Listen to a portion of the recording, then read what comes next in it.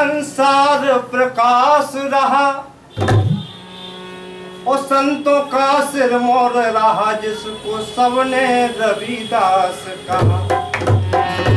वो रवि बनकर इस समाज में अपना प्रकाश फैला रहा है। देखा है कि हे रविदास महाराज तुम्हारी लीला अपरंपारी, लीला अपरंपारी। संत शिरोमणि तुमको कहती देखो दुनिया सारी, कहती देखो दुनिया सारी। संत शिरोमणि तुमको कहती देखो दुनिया सारी। क्यों कहा जाता है कि ये संत शिरोमणि है, संतों के संत हैं।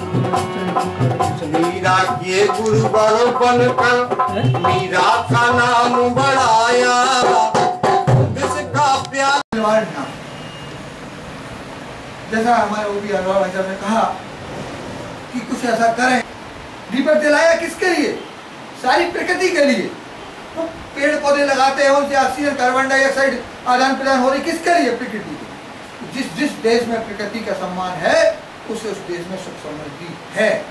तो हिंदुस्तान का राज भी यही है कि यहाँ प्रकृति के साथ कम छेड़छाड़ की जा रही है, अन्य देशों में प्रकृति के साथ ज़्यादा छेड़छाड़ की जा रही है।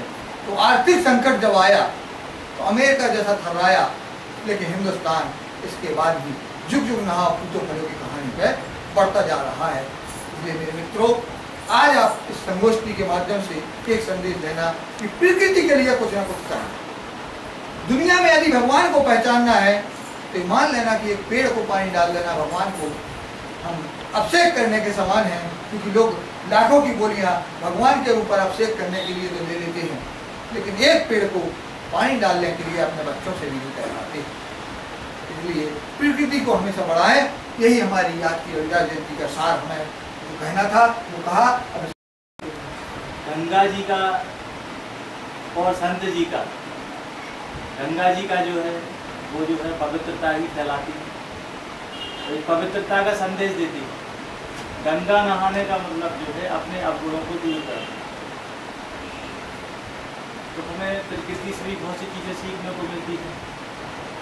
भाई साहब ने जैसे बताया, पवन भाई साहब ने, प्रकृति हमें इतनी कीमती चीज़ें देती है जिसकी हम कभी कोई परवाह ही नहीं करते। ऑक्सीजन, जब कभी कोई व्यक्ति बीमार होता है तो उसको कहा जाता है कि उसको ऑक्सीजन सिलेंडर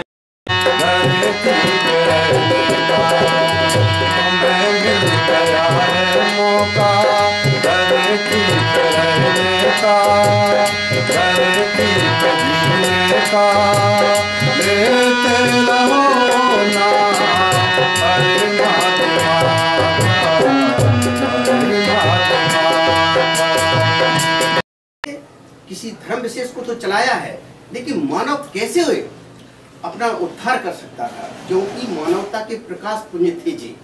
संत शिरोमणि रविदास क्या थे? मानवता के प्रकाश पुण्य, जिन्होंने अपने कर्म, भक्ति, ज्ञान और पुरुषार्थ के बल पर इस हताश जनमानस को एक नई चेतना जागी। ये संतों में अनमोल रतन कहलाए। ऐसे संत थे जो अनमोल रतन थे। उसका कारण है कि वो कहते थे, वो हमेशा श्रम को ईश्वर मानते थे।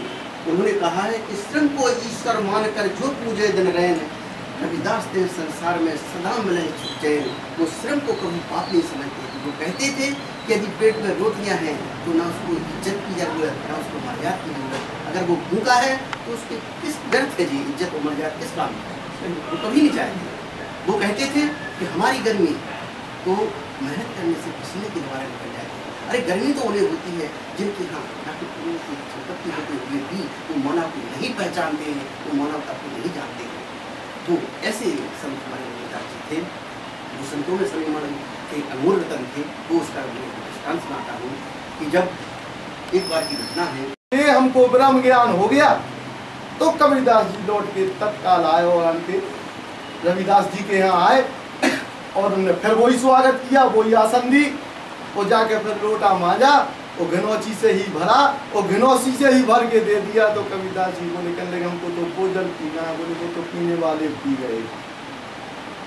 संत रविदास जी वो महान रविदास हैं कि जिनका प्रख्यात जो बखान अभी कर रहे, घट घट में ब्रह्म ज्योति का प्रकाश हो रहा, प्रकाश दिया है, घट घट में ब्रह्म ज्योति का प्रकाश हो रहा, वो बंदा ना करे भजन तो भगवान का। 7 खंड 9 दीप से सतगुरु फेंकी डोर, जो वो गुरु हैं जी।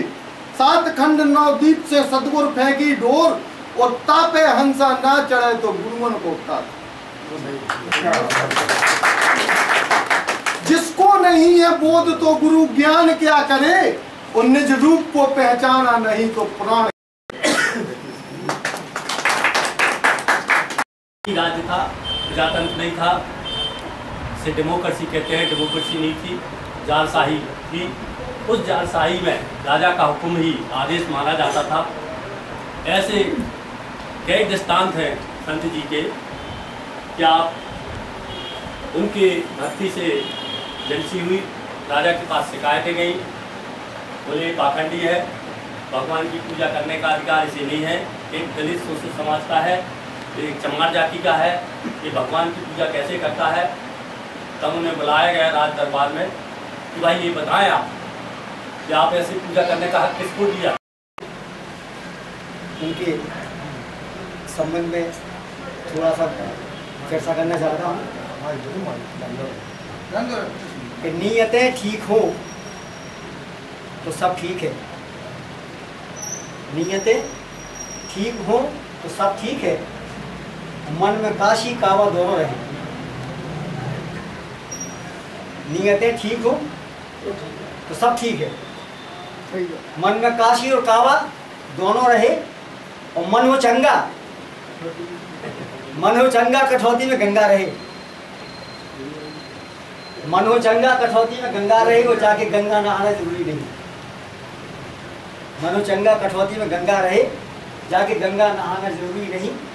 तो संत जी के संबंध में सभी वक्ताओं ने बहुत बोल दिया, उसमें अब ज़्यादा बोलना उचित नहीं है। मैं पुनः नमन करते हुए कि हमको इन संतों का, गुरुओं का आशीर्वाद हमेशा मिलता रहता, आप लोगों की भी शुभकामनाएं मिले, और बस मैं भगवान से ही प्रार्थना करता हूँ कि आप लोग मेरा कुशल रहे। आज एक कवि गोष्ठी का आयोजन भी रखा हुआ है, तो 2 लाइन के लिए कहा, वैसे बहुत सुनाते थे लेकिन अभी थोड़ा नहीं, बस लेकिन मैं यही आप सब लोगों के लिए कहेंगे कि जिंदगी की हंसी राहों में, जिंदगी की हंसी राहों में खुशी के फूल खिलाते रहो, गमों के साए भी तुम्हारे घरों तक ना आए, तुम इसी तरह मुस्कुराती रहो। इस जन्मदिन पर सब लोग उपस्थित हुए, अपने हार्दिक बधाई।